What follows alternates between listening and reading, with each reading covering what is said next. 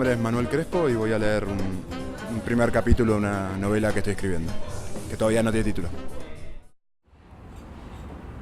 Si meses después Pedro supo que despertó con un suspiro ronco, que empezó a llorar, a sacudirse, a babear, a intentar hablar sin poder hacerlo, a tirar de las ondas y a forcejear con los enfermeros que se le fueron encima, fue solo porque se lo contaron. Se lo contó su padre. Él estuvo presente cuando Pedro volvió en sí y al principio le costó entender, no pudo alegrarse. Tuvo miedo de que eso no fuera un renacer, sino la agonía. Las resurrecciones no tienen por qué ser hermosas. Pedro nunca pudo recordar qué vio cuando despertó. Tampoco recordó nada del coma. Mientras estuvo dormido, los demás orbitaron a su alrededor como planetas de un sol apagado. Lo que tuvo lugar durante ese lapso fue todo de ellos. A partir del instante en que sus padres y Leticia oyeron que la puerta que llevaba al quirófano se abría y alguien se acercaba con pasos sonoros y un ruidito adicional, tintineante, como de uña replicando contra una ventana, comenzó una serie de hechos con los que Pedro no tuvo nada que ver. El cirujano apareció en la sala agitando el tubo de plástico. Ya era de día. Leticia y los padres de Pedro se pusieron de pie. Tenían las ropas arrugadas, los cuerpos entumecidos, las caras desarmadas por la falta de sueño.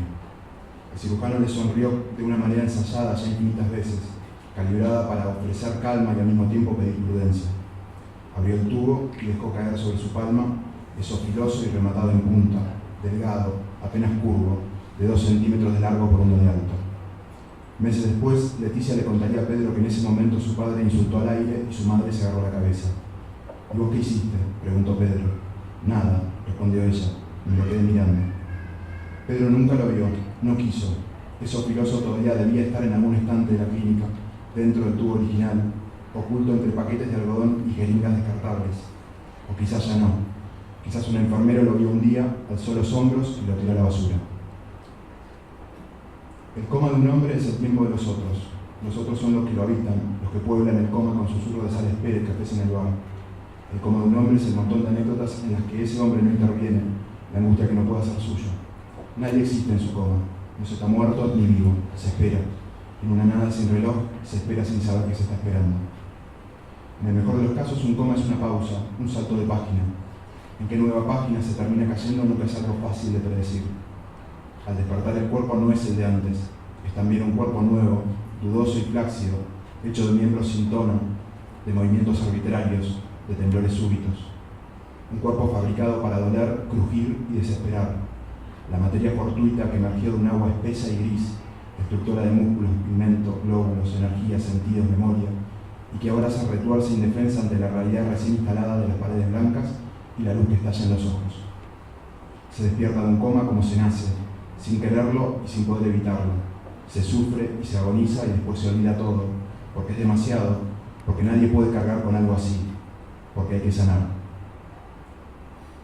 Ese mismo día, la sala de espera se llenó de gente que repartía abrazos, les pedía a los padres de Pedro y a Leticia que volviera a contar la historia, seguía la vigilia en el bar de abajo o se replegaba a fumar en el estacionamiento. Algunos lloraban, gente que jamás había visto o apenas había conocido a Pedro lloraba. Durante los 42 días que duró el coma, ningún otro paciente de terapia intensiva convocó más gente que él. Meses después, eso le parecería lo más extraño. Nunca fue una persona popular. La única explicación posible era que el coma no había sido suyo, que los otros no solo habían ido a la clínica por él, por sus padres y por Leticia, sino por lo extraordinario del caso, para enterarse de primera mano acerca del accidente y participar así, en diferido, por influjo de la cercanía, del lado del mundo donde ocurre lo desconcertante y lo distinto. Una vez que fueron y vieron, muchos incluso reaccionaron de modo parecido. Consultaron a sus médicos particulares y repitieron para ellos las palabras atrapadas al vuelo en terapia intensiva. Mediastinitis aguda, cirugía de emergencia, esofagostomía, 9 días sin diagnóstico. La conclusión de los médicos particulares era una sola: el muchacho se muere. Todos lo sabían, pero nadie se animaba a decirlo. Para Leticia y los padres de Pedro era una posibilidad, no una certeza. Recién supieron del pesimismo general cuando Pedro despertó y semanas más tarde fue enviado a terapia intermedia. Su salud había alimentado ese pesimismo. Horas antes de la segunda cirugía, sus riñones habían dejado de funcionar y la retención de líquidos provocado que su cuerpo se agigantara hasta deformarse. Tus brazos, Pedro, le contó Leticia, no te imaginas lo que eran. Casi no cabía en la cama. La piel se le cebaba alrededor de los drenajes que brotaban como tazos de entre sus costillas. La panza se le había redondeado y las manos convertido en almohadas.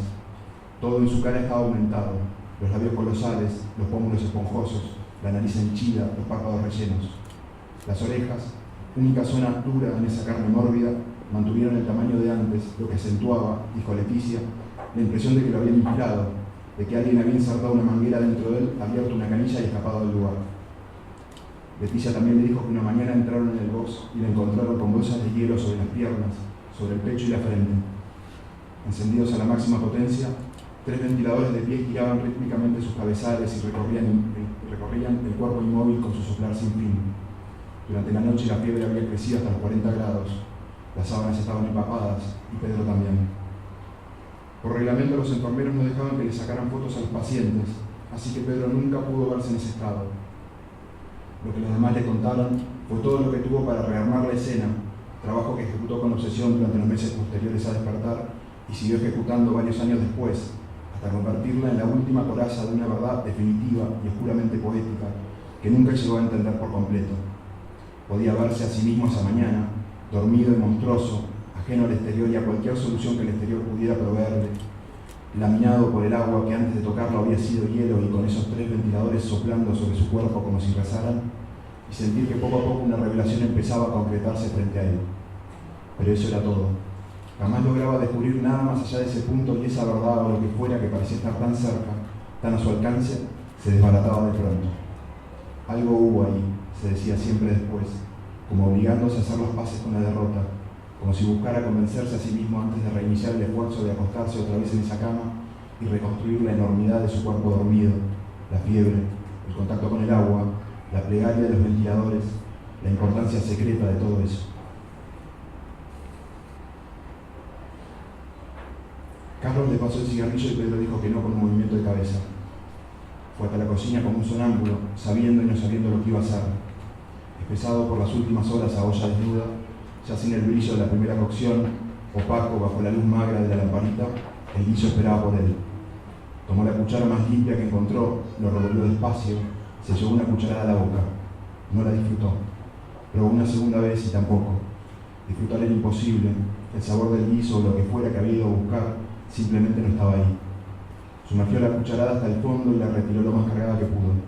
Las lentejas se montaban unas sobre otras como troncos de una pila en miniatura. Era demasiado, incluso para alguien como él, pero de todos modos no se detuvo. Años más tarde, cada vez que se recordara ahí parado, hundiendo la cuchara en la olla, levantándola, admitiendo el exceso, repudiándolo, Pedro confirmaría lo que en ese momento sintió de un modo oblicuo, con esa certeza tan clara como difusa que es anterior a las palabras. Justo un instante antes de tragar, supo que estaba a punto de cometer un error decisivo, un error para siempre. Fue un microsegundo de lucidez absoluta, de discernimiento absoluto, que no sirvió para nada. La rata se agitó detrás de la heladera, chilló como si fuera ella la que estaba en peligro. Pedro cerró los ojos, acercó apenas la boca a la cuchara, succionó. El dolor fue un impacto blanco, después un mareo, después la sensación ya patente de la obstrucción y del ahogo. Cuando salió al living, sus amigos estaban yendo hacia la puerta. Bajó con ellos y en la vereda nadie se fijó en él. Se discutía en voz muy alta qué boliche ir. Pedro se sentó en el primer escalón e hizo fuerza desde el pecho para expectorar, pero eso se había enquistado en su garganta y no parecía dispuesto a desprenderse. Alguien lo miraba desde el interior del palier, honrado, la taza a la altura del bigote, las cejas erizadas. Pedro se levantó y se fue en silencio. Caminó sin detenerse las 3 cuadras hasta su casa, la espalda hincada como la de una gárgola. Llegó a su edificio y se quedó unos segundos bajo el techo en la entrada, sobándose el cuello para anestesiarlo. No habían comprado nada con hueso, recordó. Por ahí un trozo de zanahoria mal cocida, un borde crudo de panceta.